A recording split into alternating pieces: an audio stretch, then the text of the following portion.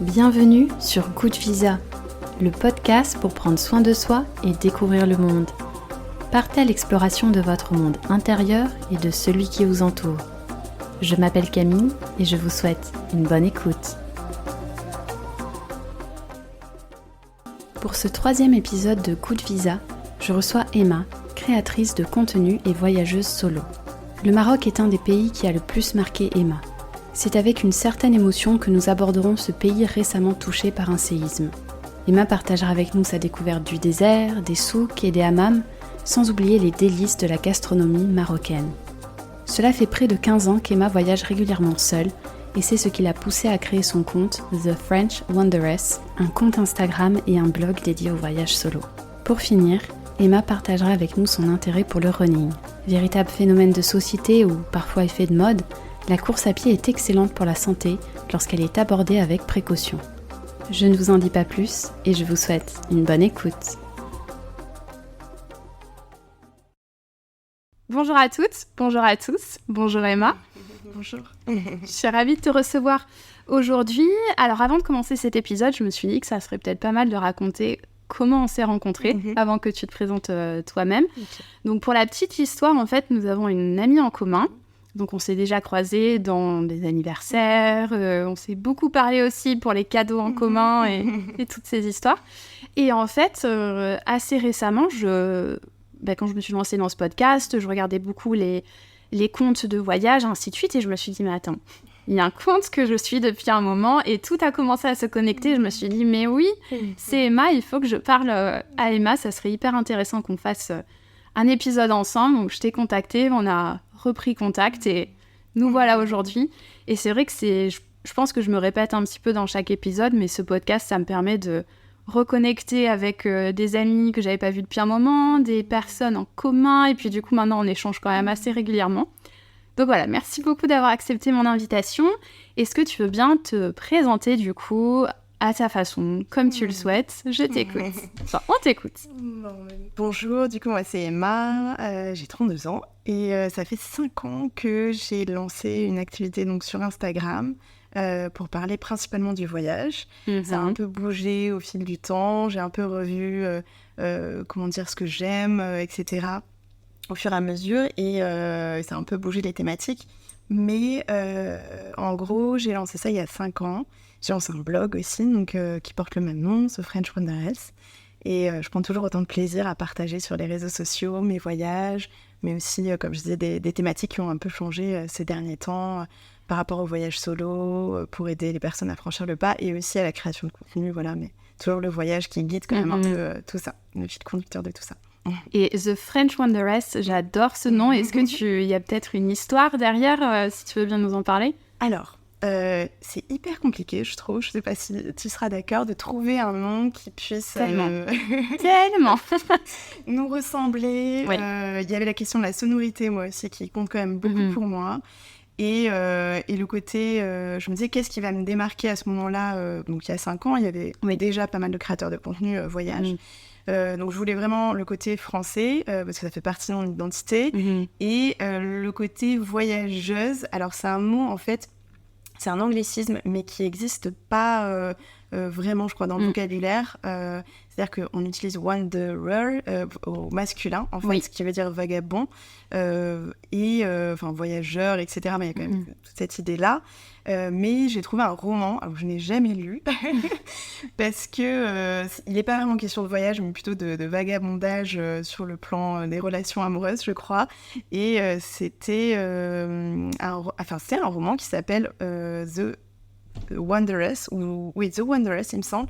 Et donc je me suis dit, mais voilà, c'est ça, c'est le nom que j'ai envie de choisir. Et j'adore. J'ai couplé le côté français et Wanderess avec cet anglicisme féminin. C'est vrai que la vagabonde française, ça fait un petit peu... On est d'accord. Donc c'est super que tu aies lancé ce compte. En plus, donc c'est pour les voyages, mais c'est vrai que tu as parlé de la création de contenu. Moi, la première, ça m'aide beaucoup. Tu donnes beaucoup de conseils sur les créations de contenu, les erreurs à ne pas faire, des conseils. Il me semble que tu donnes aussi des petites formations à droite à gauche. Moi, quand j'ai vu ça, je me suis dit, mais waouh, impressionnant. Oui, parce qu'en fait, je me suis rendu compte qu'en 5 ans, moi, je suis complètement autodidacte comme beaucoup de créateurs de contenu. Et c'est très compliqué, je trouve, de comprendre ce qui fonctionne, de comprendre ce qui fonctionne pas. Ça bouge tout le temps, en plus. Et puis, il y a différentes plateformes. Aujourd'hui, il y a TikTok, il y a Instagram. Enfin, il y a plein de choses et des codes qui sont vraiment très spécifiques à chaque plateforme. Donc, mon souhait, c'est aussi de pouvoir aider les gens à trouver les billes facilement grâce à mon compte. Parce que moi, j'ai écouté des centaines de vidéos sur YouTube. J'ai regardé des vidéos sur Instagram, etc. Là, je me suis dit, il faut que je permette à la fois sur le blog et sur Instagram aux personnes de pouvoir regrouper toutes ces informations-là et avoir accès à ces infos-là. Voilà. J'aime trop parce que c'est un peu aussi ce que je me disais par rapport au podcast, se dire...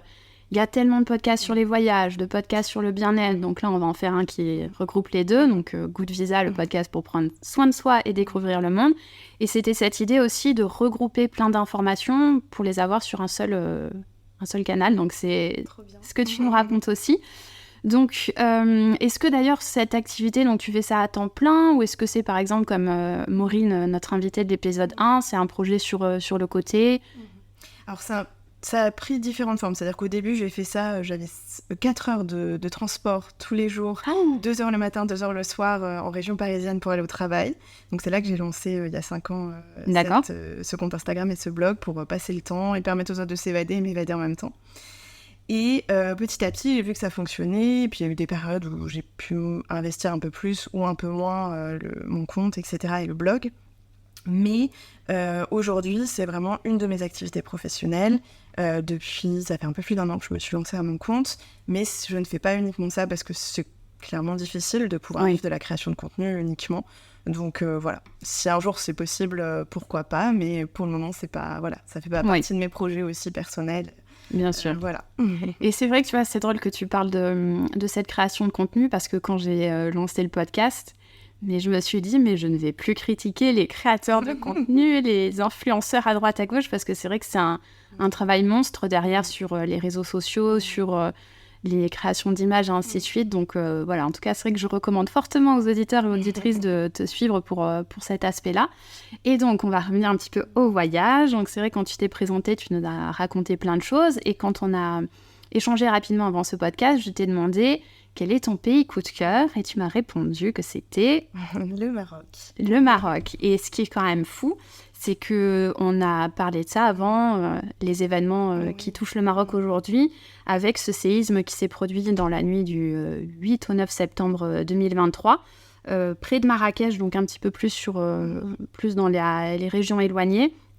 Et c'est vrai que je me suis dit, bon, est-ce qu'on maintient ou pas ce pays? Et je me suis dit, si ça peut ne serait-ce qu'encourager déjà les gens à donner, que ça soit par le biais d'un don ou par ramener des couvertures, du matériel, parce qu'il y a des collectes qui s'organisent un petit peu partout.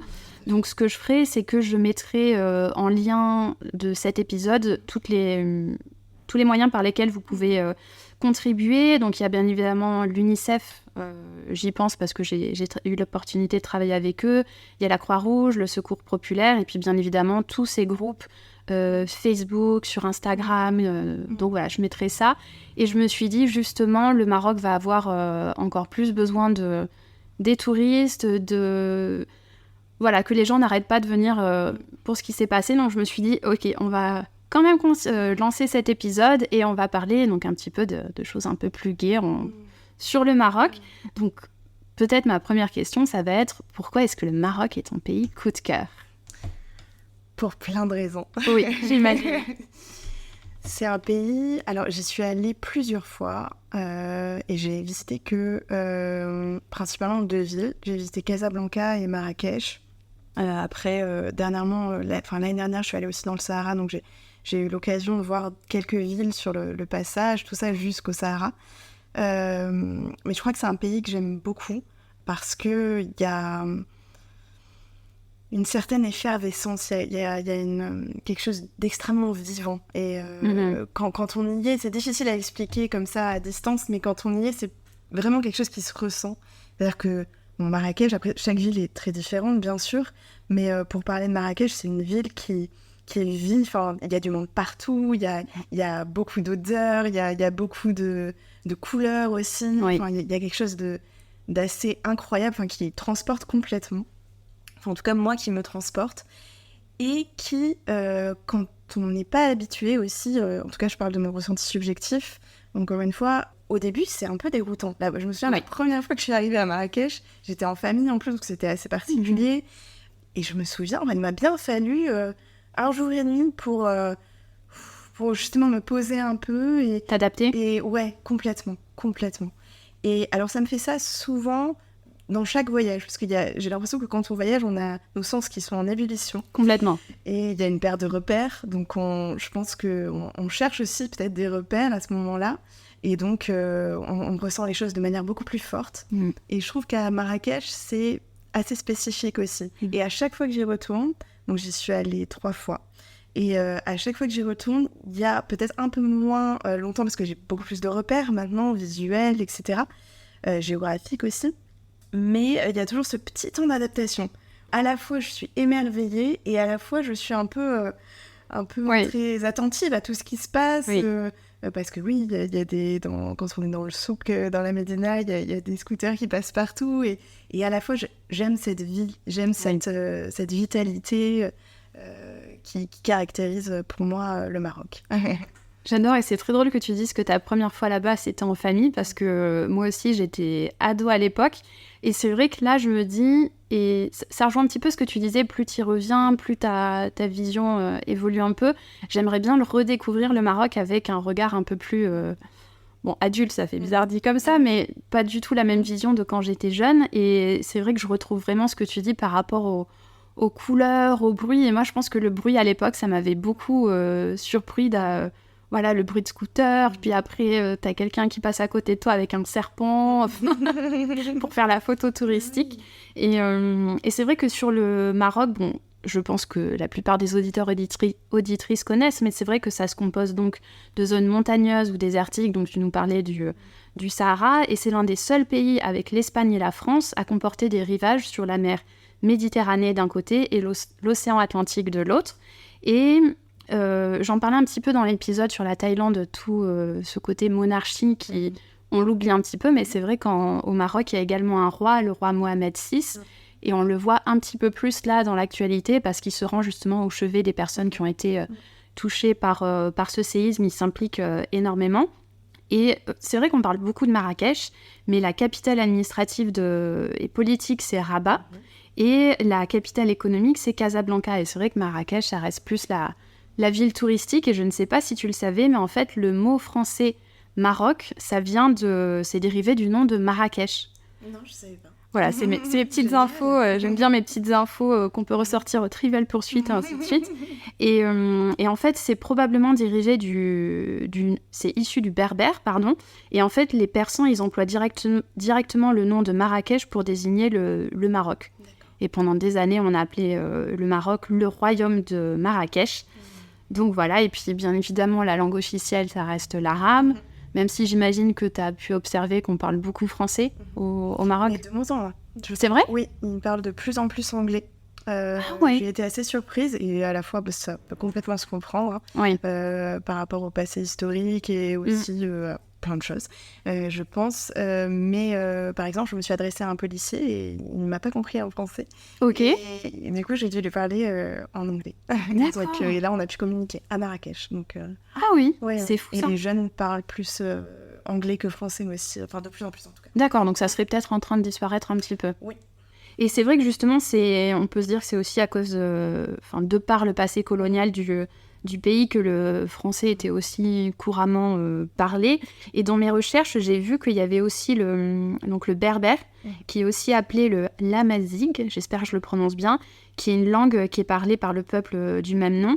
Et il y a après, en plus de ça, la différence entre l'arabe classique, qui est la langue officielle, et donc c'est ce qu'on peut avoir dans les médias, par exemple. Et après, la langue quotidienne du Maroc, au Maroc, ce que vous pourrez entendre tous les jours, là, ça va être vraiment l'arabe dialectal. Donc c'est vrai que moi, je ne m'y connais pas trop dans cette langue, mais on m'avait souvent dit qu'effectivement, il y a une grosse différence entre les deux. Tu t'éloignes il me semble, je ne vais pas dire de bêtises, mais de l'Arabie Saoudite, par exemple, qui ne se comprennent pas. Quelqu'un qui vient d'Arabie Saoudite et quelqu'un du Maroc ne se comprennent pas. Là où il y a plus de ressemblances déjà entre le Marocain et l'Algérien, même des mots qui sont très différents. Oui. Et il y a même des langues berbères qui sont différentes au Maroc. Il me semble qu'il y a le rifan et il y en a d'autres. Enfin, il y a vraiment des cultures très, très différentes là-bas. Et c'est ce qui fait aussi la richesse de ce pays. C'est donc, j'imagine qu'on va en parler un peu plus, c'est un pays de tradition, où tu as ce côté moderne qui se mêle au passé. Et en fait, voilà, toutes ces habitudes, toutes ces coutumes sont quand même très présentes dans la ville de Marrakech dont on parlait. Est-ce que justement, toi, tu as des coups de cœur à Marrakech, ou qu'est-ce que tu aimes bien faire quand tu vas au Maroc pour nous faire voyager un petit peu? Alors, j'aime beaucoup me perdre dans la Médina et dans le souk, à tel point que des fois, je n'arrive pas du tout à retrouver mon chemin. Et je suis complètement perdue, mais j'aime beaucoup. Dernièrement, j'ai découvert le jardin secret de Marrakech, qui est un lieu vraiment extrêmement paisible, où j'ai aimé me poser pendant des heures. C'est-à-dire que tu as pas mal d'arbres, etc., de végétation, beaucoup de zélige, de mosaïques partout. Et ça, j'avoue que ça fait partie aussi des choses que j'aime beaucoup au Maroc. L'artisanat marocain, je trouve, est d'une finesse et d'une beauté incroyable. Et j'aime aussi beaucoup la Médersa Ben Youssef, qui est une ancienne école coranique, qui a été d'ailleurs restaurée il n'y a pas très longtemps, et qui est toujours aussi belle. Je l'avais vue avant la restauration et après. Et le Palais Badi, le Palais Baya aussi. Enfin, il y a plein de lieux qui sont extrêmement beaux et qui méritent vraiment d'être visités. Oui, avec encore une fois toutes ces couleurs, tous ces... Ouais. Et c'est drôle que tu aies parlé des souks, parce que c'est vrai que c'est quelque chose qui m'avait beaucoup marqué. Et on en a parlé dans l'épisode 1 des marchés en Thaïlande. Là, on a plutôt les souks pour le Maroc. Et c'est vrai que on se retrouve bercé dans un autre univers, en fait. Comme si on entrait presque dans un autre pays, en fait. Oui, tout à fait. Donc du coup, justement, sur les souks, je ne sais pas si tu le savais, mais le mot arabe souk, ça vient du mot bazar. Et je pense que ça illustre quand même bien... donc c'est un mot d'origine persane qui désigne le marché, ce lieu des échanges commerciaux. Et en fait, ça remonte à il y a des années et des années, ces souks, parce qu'à l'époque, c'était vraiment l'endroit où les habitants du désert et les caravaniers venaient acheter de quoi se réapprovisionner pour survivre dans le désert. Donc je trouve ça chouette que ça se soit, que ça ait perduré dans le temps. Et peut-être qu'on peut parler de cet aspect, si les gens ont déjà fait des souks dans peu importe la ville, il y a tout ce côté négociation aussi. Moi, je me rappelle que ma mère a adoré pouvoir négocier les prix. Est-ce que toi, tu t'es retrouvée aussi à ramener des petits souvenirs et à essayer d'obtenir les meilleurs prix? Oui, alors c'est pas forcément quelque chose qui fait partie de notre culture. Tellement. Et donc... j'avoue que je fais pas ça le premier jour. Ouais. Tu te laisses un petit temps d'adaptation. Un petit temps d'adaptation, d'avoir quelques repères, et puis après, j'ai suffisamment confiance en moi, je me sens bien dans la ville, avec cette culture, etc. Et là, hop, effectivement, j'aime pas me faire avoir, en plus. Ouais. J'aime bien négocier, ouais. Et puis on y prend goût, c'est assez intéressant, c'est très différent de ce qu'on connaît. C'est vraiment les cavernes d'Ali Baba, en fait, quand on va avoir des tapis, de la poterie, parce que ça aussi, c'est tout ce côté artisanal que tu soulevais, qu'on trouvera nulle part ailleurs. Donc, quel est le petit souvenir que je vais ramener? Et je sais pas si tu as pu en faire l'expérience. Moi, c'est vrai que quand j'entends Maroc, tous ces pays-là, je pense beaucoup à tout ce qui est prendre soin de soi, prendre soin de son corps. Et ça me fait donc la petite transition avec le podcast. C'est vrai que je ne l'ai jamais fait au Maroc, mais la prochaine fois que j'y retourne, j'aimerais beaucoup faire un hammam. Est-ce que tu as déjà fait des hammams au Maroc? Oui. Tu vas nous raconter ça alors, parce que j'aimerais tellement en faire. C'était il y a super longtemps. Ouais. Ouais, je sais pas à quand ça remonte. Il y a plus de 10 ans, je pense. Oui, mais c'est sûr. Il y a une quinzaine d'années même, je pense. Oui. Du coup, j'étais allée donc dans un hammam et j'étais toute seule. Donc c'était un peu déroutant au début, parce que je ne savais pas ce qu'il fallait faire. Donc j'étais entourée de femmes et je ne savais pas ce qu'il fallait faire, ce qu'il fallait pas faire, parce qu'il y a différentes étapes. Il y a une étape, si je me souviens bien, où on se nettoie avec du savon noir, et puis après il y a quelqu'un qui vient s'occuper de nous, et ça passe donc à la partie gommage, etc. Et c'est très surprenant parce que c'est très énergique, on s'attend pas du tout à ça, et à la fois c'est très agréable. On ressort de là, on a l'impression de jamais avoir été aussi propre, d'avoir une peau extrêmement douce, et c'est incroyable. Et du coup, donc, toute cette partie gommage, ça se fait à l'intérieur du hammam ou c'est des pièces différentes? Dans une pièce différente. En fait, là où j'étais allée à Casablanca en tout cas, t'avais une petite pièce où on se rince, on se lave, on se savonne soi-même. Ensuite, hop, on va dans une autre pièce, on nous allonge et là, c'est le gommage. Et ensuite, avec un gant un peu spécial, je sais pas quel nom ça porte, mais voilà. Et ensuite, on passe... j'avais aussi pris un massage après dans une autre partie. Ah, génial. Ouais, vraiment, vraiment chouette. Bah ça, les massages, on en parlait dans l'épisode 1, c'est tout un... C'est incroyable. C'est incroyable les massages.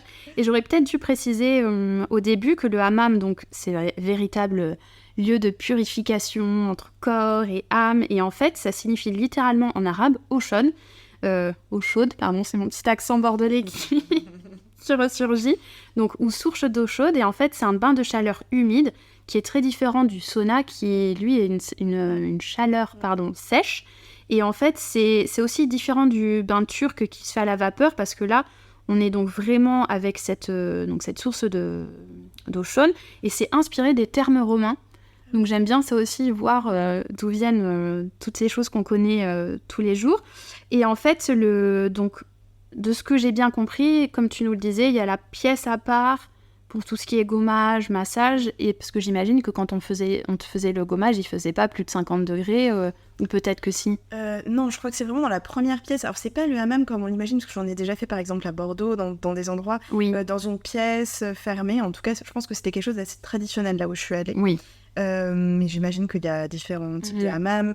Mais en tout cas, là, je pense que c'était vraiment dans la première pièce où il faisait très chaud, où on se rinçait, etc. Et on se lavait, tout ça. Et puis après, c'était dans l'autre pièce, je pense qu'il faisait relativement chaud, mais beaucoup moins que dans la précédente pièce. Oui. Faut aimer la chaleur, en tout cas. Oui, et la chaleur humide, comme tu le précises, parce qu'effectivement, c'est pas du tout pareil. Sauna, hammam, c'est pas du tout les mêmes sensations que ça fait. Est-ce que tu as une préférence, toi, peut-être, entre sauna et hammam? Je crois que je préfère le hammam, l'humidité du hammam, parce que j'ai l'impression de... alors c'est bizarre, parce qu'on pourrait avoir l'impression d'étouffer aussi dans un hammam, mais j'ai l'impression que dans le sauna, c'est sec, d'avoir une sensation d'étouffement peut-être moins d'air, plus importante. Ouais. Donc, d'accord. Je préfère le hammam. C'est vrai, parce que moi, pour le coup, je préfère le sauna, parce que dans le hammam, j'ai l'impression de m'étouffer. Donc c'est vraiment, en fait... libre à chacun en fait de tester, parce qu'après les bienfaits sont quand même très similaires. J'ai regardé un petit peu, et en fait grâce à la chaleur, donc encore une fois qu'elle soit humide ou sèche, la peau va devenir plus souple. Donc c'est ce que tu nous disais, où tu t'es ressortie en te sentant toute nouvelle. Donc les pores vont s'ouvrir. C'est aussi beaucoup recommandé pour tout ce qui est tension musculaire, les douleurs articulaires. Donc on est vraiment sur un grand moment de relaxation pour évacuer tout le stress. C'est aussi très bénéfique pour tout ce qui va être les troubles ORL, comme les bronchites, les sinusites. Il y a même, moi j'avais testé un hammam. Je m'étais dit, j'essaie quand même de prendre goût, où ils mettaient des huiles essentielles. Et du coup, ça te dégage encore plus les sinus, avec toutes ces bonnes odeurs et tous les bienfaits qu'on connaît aux huiles essentielles. C'est aussi donc très bon pour éliminer les toxines, pour permettre une meilleure circulation sanguine, renforcer le système immunitaire. Enfin, c'est tout bénef en fait. Donc voilà, en tout cas, moi je recommande fortement aux gens d'essayer soit le sauna, soit le hammam. Et bien évidemment, il n'est pas recommandé si vous souffrez d'hypotension, d'hypoglycémie. Voilà, encore une fois, il faut faire attention avant de se lancer dans quoi que ce soit de nouveau. Et si, pardon, j'oubliais de préciser, je ne sais pas si tu le savais, le sauna c'est d'origine finlandaise. Je savais que c'était d'Europe du Nord, mais je savais pas que c'est entre la Finlande, la Suède. Ouais. Moi, je savais pas du tout, donc c'est vrai qu'on est vraiment à des extrêmes entre sauna et hammam. En tout cas, pour le Maroc, il y a une petite chose qu'on a oublié d'évoquer. Si tu aimes bien le Maroc, c'est qu'il y a une autre raison aussi. Oui, il y a une raison aussi très, très personnelle, c'est que mon mari est marocain. Et je crois que j'aime encore plus le Maroc depuis. Mais j'aimais déjà beaucoup le Maroc avant. C'est ça qui est drôle, tu connaissais déjà avant, et ça fait un petit peu écho au deuxième épisode de podcast avec mon amie Johanna qui est partie en Colombie. Et tu n'as pas pu l'écouter parce qu'il n'est pas encore sorti. Donc tu as l'avant-première, mais c'est vrai qu'elle a rencontré son mari là-bas qui est colombien. Et du coup, on a parlé de la Colombie. Et elle aussi, elle aime encore plus la Colombie maintenant. Donc c'est très drôle qu'on parle de ça. Et pour terminer sur le Maroc, il y a 2 autres sujets que j'avais envie d'évoquer. On parlait tout à l'heure donc tu nous as parlé du Sahara. Et d'ailleurs, petite question sur le Sahara, ça doit être bluffant quand on se retrouve au milieu du Sahara. C'est incroyable. En plus, j'y étais en février dernier. Et donc, il y a il faut passer entre Marrakech jusqu'au Sahara. Ça a mis beaucoup plus de temps que prévu parce que les routes étaient complètement enneigées. Ah ouais. Et c'était le moyen et le haut Atlas par lequel on est passé. On a dû dériver, repartir sur la côte atlantique, alors que le Sahara, Merzouga, où on est allé, était complètement à l'opposé. Et en fait, ce qui était encore plus magique, c'est que on est passé en fait du désert de neige au désert de sable. Enfin, c'était incroyable. Ce voyage était vraiment incroyable. Et se retrouver face à cette immensité qu'est le désert du Sahara, enfin, ça faisait vraiment partie de mes rêves. Et de pouvoir un jour marcher dans le Sahara et j'ai pu le réaliser. C'est incroyable. Ouais. Donc tu te retrouves vraiment, comme on le voit sur les images, perdu au milieu de nulle part. Et t'étais peut-être accompagnée de guides, parce que j'imagine qu'il faut faire super attention quand on se balade dans le Sahara. On n'y va pas comme ça. Oui. Après, c'était un voyage vraiment organisé de Marrakech à Merzouga. Donc effectivement, après, je sais pas comment ça se passe. J'aimerais bien y retourner justement dans un contexte où c'est moins préparé, parce que les voyages organisés ont leur avantage, mais aussi leur inconvénient. Oui. Il y a quand même moins de liberté. Et j'aimerais bien quand même essayer aussi, je sais que c'est possible d'y aller par soi-même. Après, on avait dormi dans des tentes au milieu du désert. Ah là là. C'est incroyable. J'aimerais beaucoup. Même si j'avoue, j'ai un petit peu peur, et peut-être à tort, mais de me dire... Est-ce qu'il va pas y avoir un petit scorpion dans ma tente ou quelque chose? J'ai trop peur aussi. Oui. Les serpents, les scorpions. Et contrairement à ce qu'on pense, il fait très froid en février. Ah oui, j'ai dormi avec une polaire. Heureusement que j'avais pris ma polaire, des chaussettes, un pyjama bien couverte, quoi, parce qu'il faisait très froid dans la nuit et il n'y avait pas de chauffage. Mais je m'en souviens encore plus toute ma vie, quoi. Et puis c'est ce qui m'a permis de faire les routes enneigées. Enfin, c'était incroyable. J'adore. Oh là là, ça me met les étoiles bien les yeux juste d'imaginer ça. Et ça me ferait presque penser à des épisodes de Rendez-vous en terre inconnue, où ils se retrouvent du coup dans les tentes en plein désert. Je crois que c'était c'était en Afrique. Je crois que c'était en Éthiopie avec Vianney, qui était parti du coup dans un peuple complètement reculé, dans plein milieu du désert. Et c'est vrai que c'était très, très marquant. Je sais pas si tu avais vu ce... Il est vraiment marquant, et en tout cas, on ressent vraiment cette chaleur humaine pour le coup de ces peuples qui habitent en plein milieu du désert. Et je sais pas, est-ce que vous avez croisé peut-être des habitants sur votre chemin ou pas trop? Non, il y avait uniquement les personnes qui encadraient le voyage et les personnes qui travaillaient sur là où on a logé en fait. Donc on n'a pas pu rencontrer... Et c'est un peu mon regret, parce qu'effectivement, tout était organisé, tout était planifié. Bon, on a mis beaucoup plus de temps que prévu, c'est-à-dire que je crois que pour y arriver, on a mis un peu plus de 2 jours pour arriver dans le désert, parce que justement, il a fallu prendre des routes différentes de celles des routes initiales, qui sont plus rapides. Et c'est... Du coup, on n'a pas... Enfin, je pense que j'ai pas pu vivre l'expérience autant que... Et notamment sur le plan humain, autant que je l'aurais souhaité. Mais c'était quand même incroyable. J'adore. En tout cas, ça donne envie. Et c'est vrai, tu vois, tu parles sur ce plan humain. Ce que j'ai quand même comme souvenir aussi du Maroc, c'est cette chaleur humaine des Marocains qui... Voilà, même si quand on y va, on est considéré en tant que touriste, mais suivant les endroits, on peut être direct considéré un peu comme de la famille. Venez, cet accueil qui est très typique, je trouve, de ce pays. Tu as pu en faire l'expérience aussi? Oui, complètement. J'ai aussi en Algérie, où je suis allée, je trouve qu'il y a quelque chose même si c'est 2 pays qui sont très différents, il y a une chaleur, une ouverture à l'autre qui est assez incroyable. Et comme tu dis, on a vraiment le sentiment d'appartenir à leur famille. Ils nous accueillent chez eux. C'est absolument incroyable. Et on voit la solidarité même là avec ce qui s'est passé. Les gens font la queue pendant des heures pour donner leur sang. C'est vraiment une autre façon de considérer le rapport à l'autre. Et j'aime beaucoup aussi ces cultures pour ça. Vraiment dans la générosité, dans l'hospitalité. Et c'est un des piliers, j'ai l'impression, de leur culture en tout cas. Oui. Et dernière petite chose, j'aime bien quand on parle un petit peu de nourriture dans chacun de ces pays. Et quand on pense au Maroc, on peut peut-être faire très vite le raccourci avec tagine, couscous, tout ça. Mais en tout cas, moi, je me rappelle, j'ai mangé les meilleures tagines de ma vie à Marrakech. Mais c'est marocain, tagine, pour le coup. Ouais. C'est le plat, en fait. Oui, d'accord. Qui porte ce nom-là, dans lequel on fait les tagines, qui est originaire, je crois, de la ville de Fès. Je veux pas dire de bêtises, mais... Je crois, oui, ça me dit quelque chose. Et c'est incroyable, les tagines. Les messamen, je sais pas si t'as déjà goûté, ces crêpes un peu feuilletées, carrées. Ah non, j'ai jamais goûté ça. Mais je crois que j'en ai, je pourrais t'en passer. C'est incroyable. Et c'est vrai que c'est incroyable. Et par exemple, quand on pense à l'Asie, on va penser, ok, l'Asie égale riz. Et c'est vrai qu'au Maroc, ça va beaucoup être la semoule. Et moi, je suis tellement fan de tout ça. Et c'est vrai que les saveurs qu'il y a au Maroc, c'est incroyable. On pense donc à ces tagines. Moi, j'avais mangé une tagine au poulet, au citron, aux olives. Et c'était c'est incroyable. Et il y a aussi toute cette dimension avec toutes les épices, le safran. Bon, j'ai pas toutes les épices en tête, mais c'est vrai que ça épate, en fait, quand on... Culinaire. Enfin, moi, je crois que la cuisine marocaine et la cuisine italienne sont vraiment les cuisines que je préfère. Ouais. Ça donne faim, tout ça, et ça nous fait une bonne transition pour revenir rapidement sur ton compte. Donc, tu nous as dit que tu parlais de voyage, mais tu parles un petit peu aussi d'adresses culinaires, si je ne m'abuse. C'est bien ça?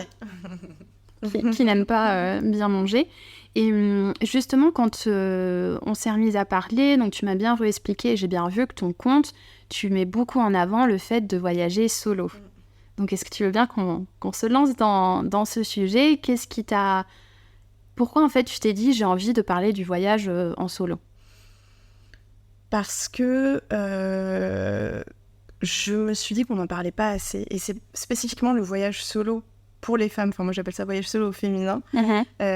Si tant est qu'il y a un voyage solo masculin. Mais quand on est une femme, on a beaucoup plus peur. Moi, la première. On réfléchit beaucoup plus quand on sort le soir, etc. À plein de choses. Et c'est vrai que j'ai vraiment le souhait de pouvoir transmettre à d'autres femmes des astuces, des conseils, mon retour d'expérience pour leur permettre, si elles en ont le désir, de dépasser toutes ces craintes qu'elles peuvent avoir et qu'elles puissent vivre cette expérience à leur tour qui apporte tellement de choses. J'adore. Et ça, tu as commencé à voyager seule à partir de quand? Alors, la première fois que je suis partie toute seule, sans personne que je connaissais, j'avais 16 ans. C'était un voyage linguistique à Los Angeles qui était pas avec mon école, etc., qui est vraiment en dehors avec un organisme, un été. Et je savais pas du tout à quoi m'attendre. Et c'était extrêmement difficile. C'est la première fois que je partais loin. Il y avait... Mais à 16 ans, surtout. À 16 ans, 12 heures d'avion, je crois, 9 heures de décalage horaire. Oui. Et c'est de là qu'est née ma passion pour le voyage. Et même si ça faisait très peur au début, en fait, ça a été une des plus belles expériences de ma vie. Et c'est ce qui m'a, effectivement, comme je disais, donné cet engouement pour le voyage, pour partir.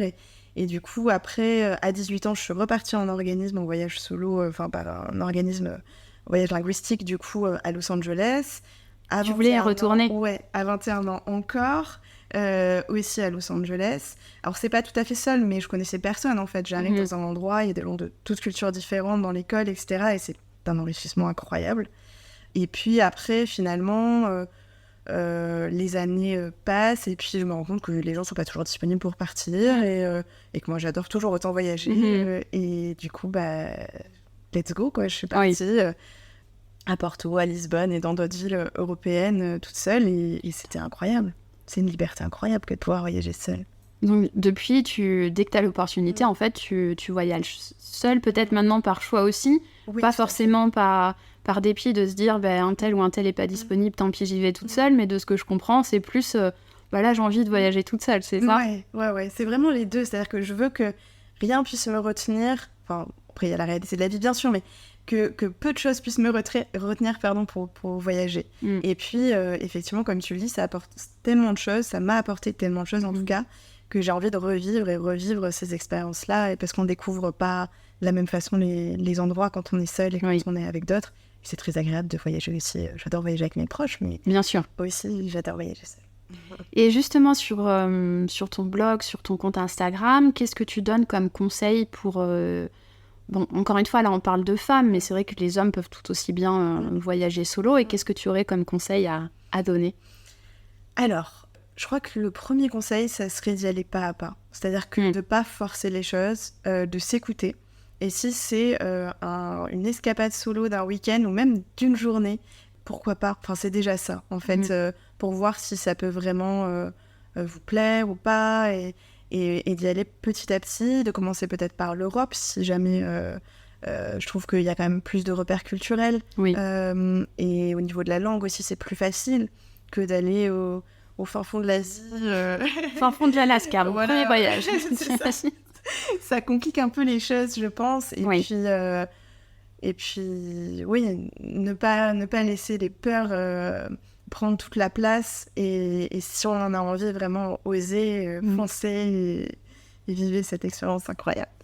Alors, c'est vrai que les auditeurs et auditrices n'ont que le son, mais vous verriez Emma en face de moi en parler. Elle a les étoiles plein les yeux. Et c'est vrai qu'on voit à quel point t'es convaincue. Et c'est vrai que ça donne envie. Pour ma part, le premier voyage que j'ai fait solo, j'étais quand même plus âgée que toi, donc j'admire que tu sois partie à 16 ans. Moi, je crois que j'avais 22 ou quelque chose comme ça. J'étais en fait en Chine à l'époque, et pour des histoires de visa, il fallait que je sorte du pays. Et d'ailleurs, petite parenthèse, les visas et moi, c'est toute une histoire, donc c'est pas pour rien que le podcast s'appelle Coup de visa, outre le fait que ça évoque les voyages. Mais donc, j'avais dû quitter la Chine pendant quelques jours pour être sûre de ne pas avoir de problème avec mon visa, et je suis partie à Hong Kong. Et c'était la première fois que je partais avec, comme tu l'expliques, personne sur place. Et c'est vrai que ça pousse vraiment dans ces retranchements, parce que tu ne peux compter que sur toi. Et en même temps, ça apporte, comme tu disais, toute cette liberté. Et moi, je me souviens, j'ai vraiment découvert le fait de se dire bah alors là, j'ai envie de manger telle chose, bah je vais partir manger ça. Là, j'ai envie d'aller visiter tel endroit, je vais visiter tel endroit, et de se dire je dois pas composer avec alors ma tante qui a envie d'aller là, le grand-père ou enfin bref, composer avec les envies de chacun. Et c'est vrai que ça, c'est assez incroyable. Ah oui, il n'y a aucun compromis à faire. Ouais. À part avec soi-même, mais c'est pas très compliqué. Moi, je dis souvent ça. Des fois, j'aime bien me poser pendant des heures. Et ça plairait pas forcément à la personne qui m'accompagne. Oui. Et inversement, il y a peut-être des choses qui plairaient à la personne qui m'accompagne qui ne plairaient pas. Et là, au moins, on ne va qu'au gré de ses envies. Et c'est extrêmement agréable, parce que ça arrive très peu, en fait, dans la vie, autrement. Et justement, tu as touché un point qui me plaît beaucoup. Tu viens de parler de se retrouver avec soi-même. C'est quelque chose aussi dont tu parles beaucoup sur ton compte. Et est-ce que tu peux nous en dire plus sur cette dimension de « Ok, je voyage et je vais me retrouver seule avec moi-même, quoi ». En fait, ce qui fait peur beaucoup... D'ailleurs, j'avais fait une vidéo à ce sujet. C'est que déjà, quand j'ai remarqué comment tu mets seul sur le clavier, tu sais, on te propose des emojis comme pour d'autres mots. Et il y avait 3 emojis, mais qui genre un emoji qui pleure, un emoji qui est triste, etc. Comme si le fait d'être seul c'est vrai. Est vraiment synonyme de tristesse. Incroyable qu'ils proposent ça. Ouais. Et parce que, bah oui, quand on entend la solitude, c'est vrai qu'on y voit plutôt quelque chose de négatif, de péjoratif. Alors que ça peut être incroyable. Parce que, en fait, j'ai pas le sentiment à ce moment-là d'être seule. Je me dis pas, là, je suis seule. Oui. Je suis face à moi-même, mais pas uniquement face à moi-même. C'est-à-dire que je suis face à des paysages, je suis face à des gens. On est beaucoup plus ouverts, et les gens sont beaucoup plus ouverts aussi, inversement, à venir vers nous quand on est tout seul. On fait plein de rencontres. On vit pleinement tout ce qui se passe. Et finalement... on découvre aussi quelles sont nos envies réellement, parce que, comme tu disais, il n'y a pas d'autres compromis à faire, enfin, de penser à quelqu'un d'autre, on pense à soi. Qu'est-ce que j'ai envie de faire là ? Qu'est-ce que j'ai pas envie de faire ? Donc, on apprend vraiment à se connaître aussi. Et je crois que ça m'a aussi appris que je suis plus forte que ce que je croyais, parce que j'ai réussi à dépasser ces peurs-là, de me retrouver avec moi-même. Et enfin, ça, sur le plan personnel, ça m'a apporté beaucoup, beaucoup de choses. Un grand gain de confiance en soi, en fait. Oui, tout à fait. Tout à fait. Même par rapport au restaurant, c'est-à-dire que je n'avais jamais mangé seule au restaurant à Bordeaux, où j'habite. Mais c'est justement en l'ayant expérimenté durant des voyages solo que j'ai pu le faire ensuite. Ah oui. Et c'est même, je prends plaisir à manger seule, je prends plaisir à prendre un café toute seule, et aussi à me détacher énormément du regard des autres. Ça m'a permis ça aussi. parce que les gens, ils en ont rien à faire qu'on soit seul finalement. On s'imagine qu'ils vont nous regarder comme quelqu'un de bizarre.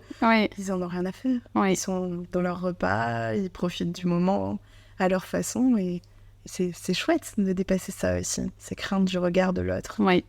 J'adore, j'espère que c'est en train de donner envie aux auditeurs, auditrices de voyager seul. Et tu as dit que ça aidait par rapport aux relations avec les autres, qu'on allait plus vers les autres. Et c'est vrai que je trouve que quand on... Bon, encore une fois, c'est très personnel comme point de vue, mais quand on est à l'étranger, en fait, on n'a pas trop le choix. C'est soit on se dit, je pars faire mon voyage et je vais parler à personne pendant la durée de mon séjour, soit ça va me pousser à aller un peu plus vers les autres. Est-ce que justement, comment tu l'as vécu ça, toi, au début, quand tu t'es dit, ok, là, il faut que je saute le pas de... Je crois que j'ai pas eu vraiment d'attente. Parce que... C'est important. Oui, je crois que c'est hyper important, ça. Parce que je me souviens d'un voyage linguistique du dernier où j'étais plus âgée, j'avais 21 ans, où je m'attendais à trouver quelqu'un dans la chambre qui allait... parce que je suis arrivée un week-end, l'école n'avait pas encore commencé, du coup, c'était le lundi, enfin les cours. Et je m'attendais à voir quelqu'un. Et n'ayant vu personne, ça m'a rendue triste, en fait. Parce que je m'attendais de rencontrer quelqu'un. Et après, bon, j'ai connu plein de gens même pendant les cours et tout, et ça allait mieux. Mais je crois que c'est très important de ne pas se dire « je vais rencontrer des gens » ou « je ne vais pas en rencontrer », mais de laisser venir les choses comme elles viennent. Et je pars pas en me disant moi, j'aime bien être... aller à l'hôtel, par exemple. Je ne vais jamais dans des auberges quand je voyage seule. J'aime bien être vraiment seule le soir, me poser, me reposer, voilà, être tranquille, tout à fait. Mais j'aime aussi beaucoup, je sais pas, je suis dans un café, discuter avec la personne qui travaille dans le café, mais ça vient comme ça vient, en fait, sans attente, parce que la seule fois où j'ai eu des attentes, ça a été un petit peu difficile que la réalité corresponde pas à ces attentes-là. Donc depuis, je fais attention à pas trop en avoir. Et ça peut aussi beaucoup aider. Parce que je te disais tout à l'heure que moi, mon premier vrai grand voyage solo, c'était à Hong Kong. Quand il a fallu quitter Hong Kong, mon vol de retour a été annulé parce qu'il y avait un petit typhon qui est passé autour d'Hong Kong. Sauf que là, je vous laisse imaginer, je suis la seule Européenne dans un vol avec que des personnes parlant chinois. Donc j'ai un petit peu paniqué parce que, outre là, le fait de... C'était pas forcément ma peur d'aller vers l'autre, mais il y avait cette barrière linguistique. Et là, je pense qu'il y a un monsieur, il a eu tellement de peine pour moi, il a dû voir sur mon regard que je comprenais rien. Et il m'a tout traduit, parce que même si j'ai fait des études en chinois, et c'est d'ailleurs comme ça qu'on a rencontré notre ami en commun, en fait, c'était trop des informations rapides et dans le vif du sujet avec le stress pour pouvoir comprendre. Donc ce monsieur m'a tout expliqué. Et ce qui est très drôle, c'est qu'on avait échangé nos LinkedIn. Et maintenant, ça fait plus de 10 ans, mais de temps en temps, il me demande de mes nouvelles. Et je trouve ça juste ouf, ce genre de relation... fou, pardon. Ce genre de relation et de rencontres qu'on peut faire à l'étranger. Et sur ce côté un peu...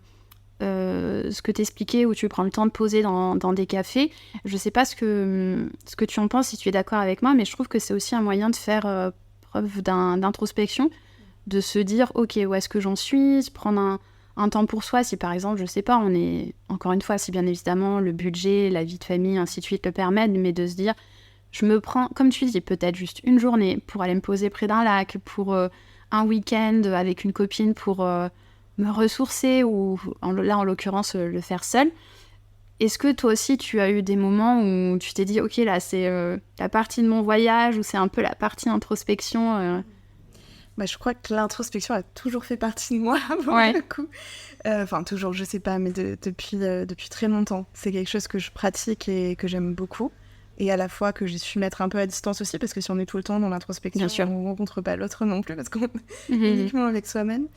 Mais oui, je pense que effectivement, ces moments seuls contribuent tout à fait à des moments d'introspection et qui permettent aussi de faire de faire un peu le point, je veux dire au quotidien, pas pendant les voyages solo. Je vais prendre un café toute seule, je fais un peu le point sur ok, là en ce moment, comment je peux réajuster les choses, qu'est-ce que je peux mettre en place, etc. Et ces moments sont nécessaires et très agréables. Hyper précieux. Oui, tout à fait. Et là, ça me donne envie de citer à nouveau Christophe André, donc c'est presque, je le cite presque à chaque épisode, mais et je maintiens je sais pas si je l'avais déjà formulé, mais je me dis, je pose ça à l'univers. Peut-être qu'un jour, je le recevrai dans ce podcast. Donc, il dit dans son livre « La vie intérieure » aux éditions L'Iconoclaste, il parle d'introspection, justement. Et il dit « L'introspection est la démarche volontaire qui consiste à regarder en soi-même, à prendre conscience des pensées, des sentiments, des impulsions qui sont en train de composer notre paysage intérieur et de nous influencer. » Et là, il pose la question, qui prend encore aujourd'hui le temps de l'introspection ?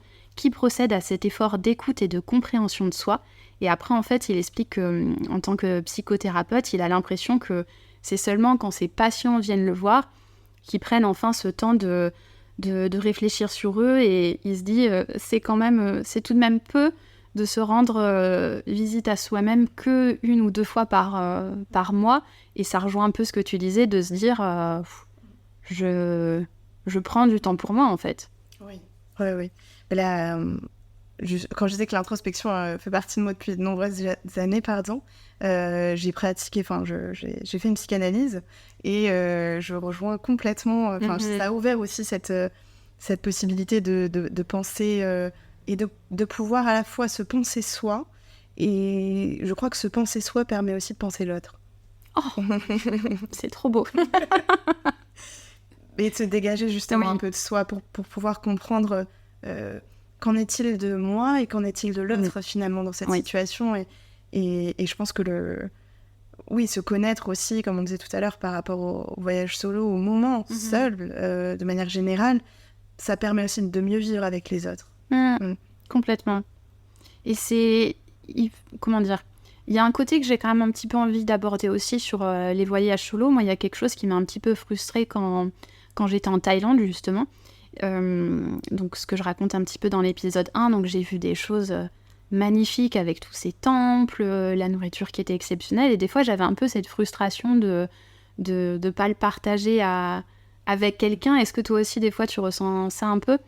En fait, j'ai quand même la sensation de le partager parce qu'aujourd'hui, je sais pas comment étaient les voyages solo il y a 25 ans, mais aujourd'hui, si j'ai envie d'envoyer la photo à mon mari, de partager ça à mes amis ou à ma famille, en fait, je le partage. C'est vrai. Et puis le soir, souvent, il y a un petit moment où j'appelle mes proches et puis je raconte un peu ma journée, sans obligation, mais il y a des soirs où ça se passe et finalement, je partage avec eux. Et puis je trouve que même quand je rentre de voyage solo, je suis encore plus contente de retrouver mes proches, de pouvoir raconter tous ces moments, de pouvoir partager avec eux, parce que finalement, ces moments font partie de moi, et même si dans l'instant T, je les partage pas avec l'autre et avec un de mes proches, je peux les partager après avec un de mes proches. Je savais qu'il fallait que je t'en parle, parce que c'est vrai que de t'entendre me dire ça, c'est vrai que ça me rassure beaucoup, et ça me dit... je me dis, j'ai vraiment envie de retenter l'expérience, parce que ça fait, forcément, il y a eu le Covid et ainsi de suite. J'ai pas encore eu saisi l'opportunité de revoyager toute seule, donc là, ça m'inspire beaucoup à le faire, et ça y est, là, j'ai hâte. Tu m'as trop reboosté. Trop bien. Donc c'est vrai, prendre du temps pour soi, c'est important, ça fait du bien, et quand je t'ai demandé justement, quelle est toi ta source de bien-être, c'est un peu la question phare, la deuxième question phare du podcast. Donc tu m'as répondu que tu aimais beaucoup courir. Oui, parce que justement tu vas peut-être plus mieux l'exprimer dans tes mots. Ça te permettait d'avoir ce moment pour toi, de réfléchir aussi. Est-ce que tu peux nous en dire plus ? Oui, bien sûr. Alors déjà, j'ai commencé, vu que ce qu'on disait au tout début, donc je vis pas entièrement de la création de contenu, mais ça fait quand même partie de mes activités professionnelles, à tel point que j'ai aménagé aussi du temps dans ma semaine pour pouvoir être chez moi et travailler sur tout ça. Je trouve que quand on travaille déjà chez soi, c'est absolument nécessaire, en tout cas pour moi, de trouver un moment où sortir. Et c'est là aussi que le footing, alors je le pratique depuis, je pense que j'ai 12 ans. Donc, ah oui ? Ouais, depuis très longtemps. Et c'est vraiment le sport que j'ai le plus pratiqué finalement depuis. Et ça me permet donc aujourd'hui vraiment des moments d'évasion de chez moi, déjà pour sortir de chez moi, mais aussi parfois je bloque. J'ai pas mon processus créatif n'est plus du tout à son apogée. J'arrive pas à monter une vidéo, j'arrive pas à écrire un article de blog. Voilà, je suis bloquée.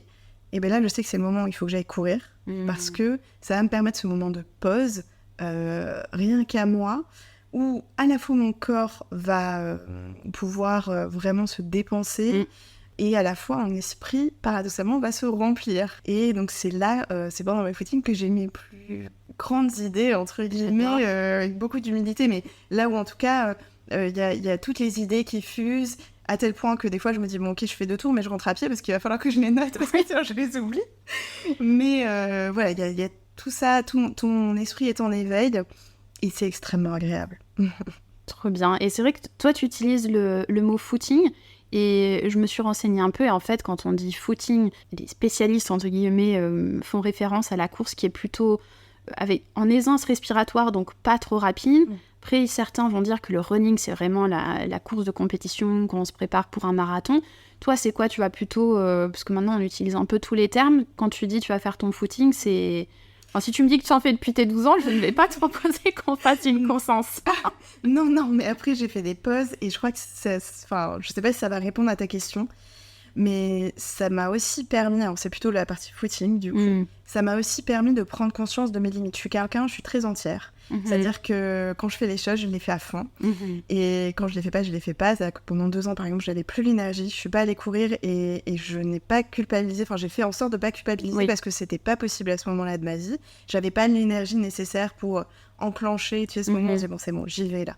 C'était pas possible. Même si je crois qu'on regrette souvent de ne pas aller faire une séance de sport, mais on regrette jamais. Du coup, quand même, ça m'a permis aussi de connaître mon corps, pour le coup, et de savoir que je préfère y aller plus souvent sans me faire mal, parce que très souvent, je me suis fait mal, parce que j'y allais à fond, et je dépassais les limites de mon corps et ce qui était possible pour moi. Et je préfère courir pas longtemps, doucement, et plusieurs fois par semaine aujourd'hui. C'est j'ai trouvé mon équilibre grâce à ça, et ce que mon corps peut supporter, parce que comme j'ai vu que je pense que tu l'as abordé aussi dans d'autres podcasts, la question de la connexion entre le corps et l'esprit, quand même extrêmement liée. Alors quand bien même je suis en ébullition psychique, créative quand je cours, mon corps est quand même sollicité. Il faut que je puisse l'écouter quand même. Et connaître ses limites. Et ça, c'est hyper important que tu le soulignes, parce que moi, je me revois parler de courses de temps en temps avec des amis qui me disent... Oh là là, non, moi non, ça me fait trop mal aux genoux, ça me fait mal à ci, mal à ça. Et c'est vrai que c'est un reproche qui est parfois fait à la course à pied, enfin course à pied, running, on s'entend, pour les chocs répétés au squelette. Mais ce qu'il faut se dire, et tu l'as souligné, c'est qu'il faut y aller à son rythme. Il ne faut pas se dire du jour au lendemain, tiens, ça y est, j'ai écouté le podcast, je vais me remettre à courir. Non, s'il vous plaît, faites attention, c'est le petit disclaimer du podcast. Il faut y aller progressivement, se dire je vais pas me mettre à recourir tous les jours, je vais peut-être y aller sur des durées progressives, varier aussi les terrains, je vais peut-être pas courir toute la semaine sur du béton en ville. Déjà aussi... C'est pas préconisé pour les genoux. Moi, j'ai des genoux assez fragiles en plus. Mais ce que tu dis, ça me fait penser à un monsieur que je croise souvent là où je cours, qui, je pense, a au moins 80 ans. Et j'essaie de le filmer des fois à son insu, de dos, pour justement montrer aux gens qu'il n'y a pas... Enfin, il va tout doucement, et il est un peu voûté parce qu'il a son âge, mais il va à son rythme. Et je crois que c'est le plus important. Il faut savoir s'écouter et pas faire dans un monde où, justement, de performance, où on dit qu'il faut toujours être plus fort, toujours être plus, etc. Il faut y aller à son rythme et trouver son rythme à soi. C'est ça. Il faut être intelligent dans sa pratique, en fait. Et justement, pour éviter de se blesser, la clé, ça va peut-être être aussi, comme on le disait, d'y aller progressivement. Parce que même si on peut se dire « Oh là là, ça va faire mal à mes articulations », ainsi de suite, justement, tous ces tissus, que ce soit les tendons, le cartilage, il faut laisser au corps le temps de s'adapter et de se renforcer. Sauf que justement, ça, il va falloir le renforcer progressivement. Et j'aimerais bien mentionner rapidement, parce que je parle beaucoup dans mes podcasts, j'essaie de travailler là-dessus, mais je me dis que j'ai quand même envie de parler des bienfaits de la course à pied, parce que, outre toute cette dimension, comme tu le disais, qui permet de réfléchir, comme toi, je me rends compte que ça me permet d'avoir un peu un sas de... Je vais aller respirer, d'autant plus si on a la chance de pouvoir courir... toi aussi, j'imagine, tu cours dans un parc. Oui. Voilà, courir dans la nature, on s'aère énormément. Et étant en télétravail, je me rends compte que ça... Parce que là, j'ai très récemment repris la course à pied. Je me rends compte que c'est ma bulle de décompression dans la journée, constamment devant l'ordinateur. Et puis, le télétravail, la sédentarité, voilà. Mais c'est vrai qu'il y a plein de bienfaits. Je me suis renseignée un petit peu là-dessus, justement aussi peut-être pour m'aider à me motiver encore plus à À courir, ça va être bon, donc je le disais, pour renforcer les os, les articulations, mais aussi les muscles. Ça va stimuler la circulation sanguine, donc prévenir des maladies cardiovasculaires. Ça aère l'esprit, comme on l'a dit, et ça favorise un bon sommeil. Parce que je sais pas toi, mais en général, quand j'ai couru, oui. Oui, carrément. Le soir, on dort super bien, donc c'est très bon pour lutter contre le stress. Et il y a même des études suédoises qui ont prouvé que l'endurance permettait de purger en fait certaines substances toxiques produites par le stress et l'anxiété. Donc ne serait-ce que pour ça, on pourrait tous s'y mettre. Et il y a aussi beaucoup de publications scientifiques qui confirment que, alors la course, mais en fait tout exercice physique, ça va accélérer la création de nouveaux neurones. Je sais pas si tu le savais. Pas du tout. Et donc je me dis, voilà, ça prouve encore une fois à quel point il est important qu'on fasse des exercices physiques. Ça va aussi sécréter de la sérotonine, donc ce qui permet de lutter contre les pensées négatives, de nous tirer vers le haut. Et bien évidemment, ça va sculpter donc les jambes, les fessiers, puis les abdominaux aussi, parce que les abdominaux sont là pour maintenir notre posture. Donc voilà, entre les bienfaits pour le stress, pour la tonicité, pour les articulations, je vous donne tous rendez-vous pour aller courir. Allez-y, foncez. Et je trouve qu'il y a aussi cette dimension, je sais pas si tu vas me rejoindre là-dessus, c'est pas donc, comme on disait, c'est pas je vais repousser mes limites, je vais trop foncer, mais c'est un peu se dire, ok, je suis fière de moi, je vois que j'arrive à tenir le rythme d'y aller d'abord 1 fois par semaine, ensuite d'y aller 2 fois par semaine, et puis de voir aussi la progression en rythme, qui se perd d'ailleurs beaucoup, je trouve. Je sais pas si ça t'a fait ça quand tu t'es arrêtée pendant 2 ans, quand tu me le racontais. Oh oui. Et puis j'ai vraiment trouvé En fait, moi je suis plus, mais je pense que c'est à chacun de trouver son équilibre. Mais moi je cours régulièrement, mais j'essaye plus justement d'être dans la performance. Parce que c'est ça, je sais que j'ai un petit côté comme ça quand même, que j'aime bien, mais c'est ça qui m'a poussée à me faire mal souvent. Parce que... Oui, je sais que je peux courir plus de 10 km, mais là, aujourd'hui, j'essaie je me dis, si je cours 35 minutes 3 fois par semaine, ça me permettra de m'évader, et ça sera que 35 minutes. Il y en a qui diraient que ça serait pas assez, parce que on élimine, je crois, qu'à partir de 45 minutes, des choses comme ça. Mais je crois que l'idée, c'est vraiment de me faire du bien, et surtout pas me faire du mal. Donc... c'est sûr. Mais après, comme tu le dis, ça dépend de tout un chacun. Je pense qu'il y en a qui vont aimer se dépasser, etc. Moi, je sais que ça me correspond pas, c'est comme c'est là, ça pourrait me correspondre, mais c'est là où je me fais mal, donc, et ça m'arrête, après je peux plus rien faire, donc. Oui, donc faut trouver le juste milieu, et c'est vraiment cette idée aussi de satisfaction personnelle, de se dire, comme tu le disais, on ne regrette jamais jamais sauf si on se fait très mal et qu'on a fait n'importe quoi, bien évidemment, mais voilà, ça va forger notre mental, notre confiance en soi, on revient, tout comme les voyages vont nous apporter cette confiance en soi. Et c'est drôle que tu mentionnes le fait il faut courir tant de temps pour que ça soit efficace, et ainsi de suite. Donc, j'ai pas les connaissances scientifiques, biologiques, et ainsi de suite, nécessaires pour le prouver, mais j'ai lu quand même plusieurs articles qui disaient qu'en fait, ça dépend du métabolisme de chacun, parce que certaines personnes vont avoir un métabolisme très rapide, donc si elles courent pas longtemps, elles vont pouvoir éliminer énormément de toxines. Sauf que si t'es une personne qui a un métabolisme super lent, là, effectivement, il te faudra peut-être courir plutôt 50 minutes. Donc encore une fois, en fait, ça dépend de chacun, et la régularité, ça sera vraiment le meilleur allié. Super, écoute, on arrive bientôt à la fin de cet épisode. Est-ce que tu pourrais partager avec nous ton coup de cœur du moment ? Donc ça peut être, je sais pas, un bouquin, un film, une chanson, ou peut-être une activité que tu reprends, ou... Voilà, dis-nous tout. Alors, c'est pas une question évidente, chaud. Oui. Mais je crois que je dirais la photographie. Alors j'ai toujours aimé, depuis très longtemps, j'aime ça. C'est aussi ce qui m'avait poussée à me lancer sur Instagram. Ouais. Si je peux me permettre de te couper, tes photos sont magnifiques, donc je vous encourage vraiment à aller voir ton compte. Et j'ai vraiment envie de me perfectionner de manière peut-être un peu plus professionnelle aujourd'hui, connaître davantage l'utilisation d'un réflexe, etc. Donc ça, je suis en train de me pencher là-dessus en ce moment. Et c'est pas une mince affaire, mais c'est chouette. C'est chouette. Et toi, est-ce que tu as un coup de cœur Alors, moi en ce moment, déjà ça va être une lecture. J'ai emprunté à la bibliothèque parce que, chose que je n'avais pas faite depuis des années, en fait, dans chaque ville, il y a des bibliothèques, et c'est vrai que j'essaie un peu de me calmer sur ma consommation de bouquins, parce que si je m'écoutais, j'achèterais un livre tous les jours. Et là, j'ai découvert Stéphane Alix. Je sais pas si tu connais, j'avais beaucoup entendu parler de lui dans plein de podcasts et ainsi de suite. D'ailleurs, on ne sait jamais, peut-être qu'un jour, je serai amenée à le recevoir aussi. Donc, c'est un livre qui s'appelle Le Test, aux éditions Albin Michel. Et en fait, c'est donc une expérience inouïe, la preuve de l'après-vie.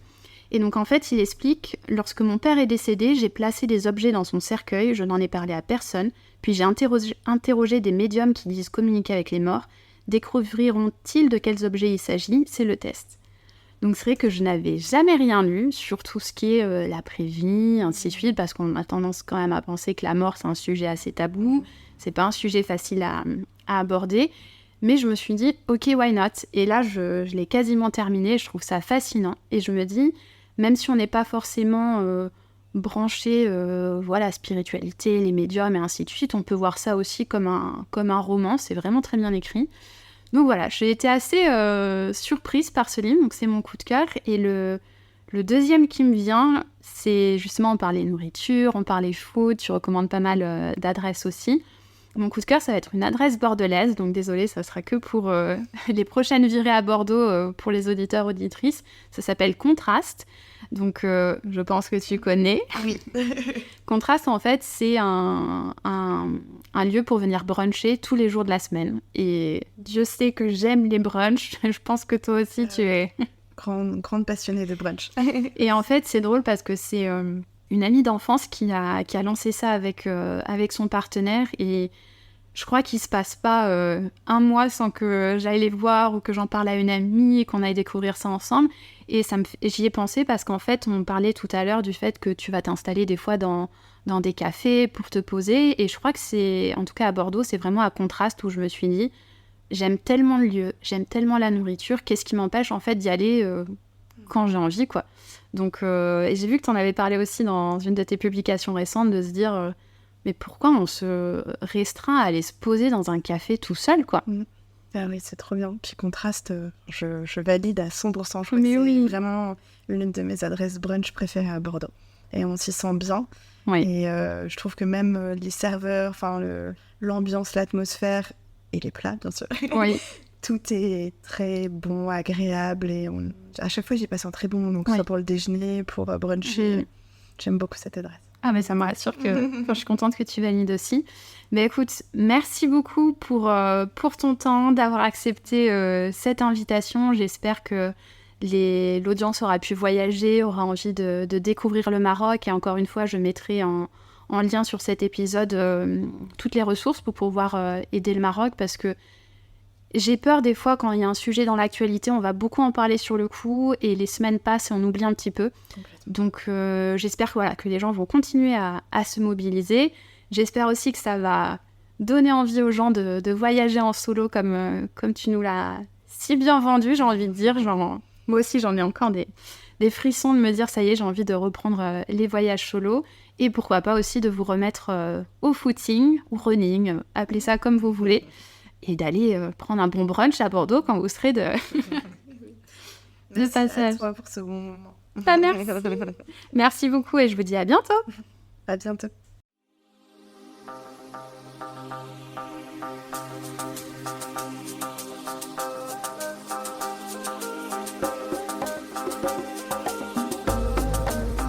Merci à vous. Merci pour votre écoute. J'espère que cet épisode vous a plu et qu'il vous a permis de vous évader, de voyager, avec des pistes et des idées pour prendre soin de vous. N'hésitez pas à évaluer ce podcast et à le partager. À bientôt.